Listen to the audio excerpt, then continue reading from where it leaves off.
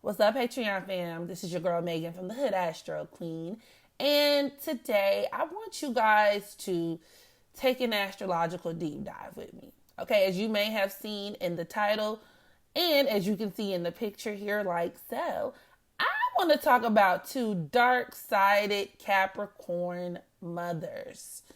And this is actually a long time coming. I've always had very mixed emotions when it comes to these two women. They've always rubbed me the wrong way, even before I really took a look at the astrology of it all.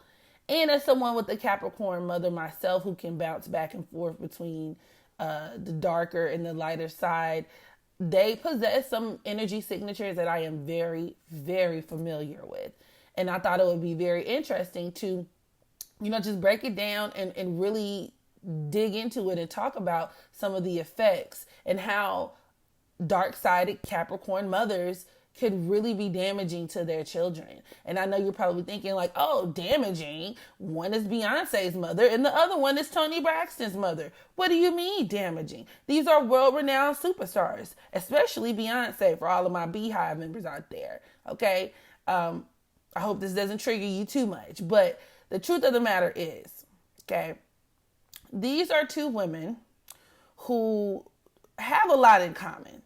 Of course, they're both Capricorn women, but they both have two incredibly famous daughters.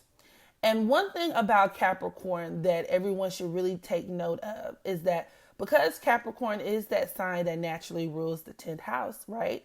And it is very closely interconnected with the idea of outward achievement and status and gratification, right? These are people, and just as parents, you tend to find a lot of Capricorn women who are very hard on their children, okay? And they expect a lot from their children, which in and of itself, no, is not a bad thing at all. However, the whole idea of dark-sided individuals or people who embody dark-sided qualities of any particular trait is that these are people who get completely wrapped up, consumed in this energy signature and carried away with it to the detriment of themselves, but more so specifically their children. And I would like to prove this case or make my point by diving into not only the natal charts of these two women, but also taking a deeper look into the synastry that these two women have with their most famous children. Because that's something else that is noteworthy. These women have multiple children, okay? Tina has Solange and Beyonce. Evelyn has 50,000 children, okay? However many of them there are. Yet, and still, I just find it very interesting that these are women who mostly doted on their more famous child. So, things that make you go, huh. So we're going to make this video into two parts. So this first part, I'm going to be diving into Miss Evelyn Braxton. So Evelyn Braxton was born January 14th, 1948 in Columbia, South Carolina. And this would actually make her a Capricorn sun, with her sun at the 22nd degree.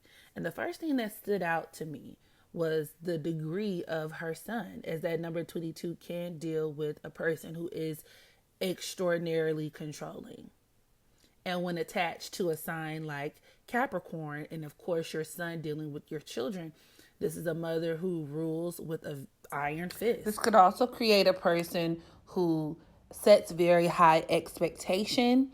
They have very high hopes for their children, which, like I said, in and of itself is not a terrible trait. So that is one of the upsides to Capricorn women.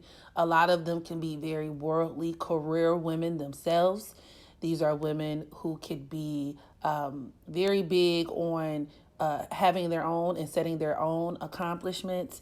And it's kind of like the gauge in which they measure themselves, right? How much have they achieved? But they can also push this on their children, which once again, in a healthy dose, right, could give children a sense of purpose. But once overdone, these moms can be brutal. They can be your quintessential or your stereotypical stage moms, or mothers who are just so hard on their children, critical of their children, who are constantly trying to force their children even into a career field or something that was predestined.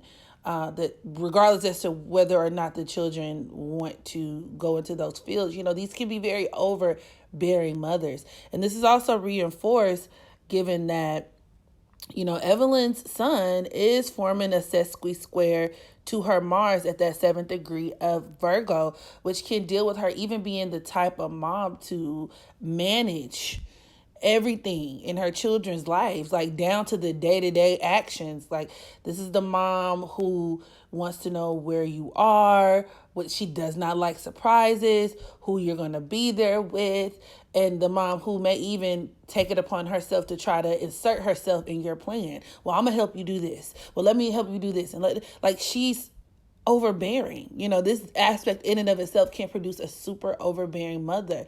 And that could also create a mother who did not spare the rod. So I'm pretty sure she was whooping ass, especially with that Mars and Virgo.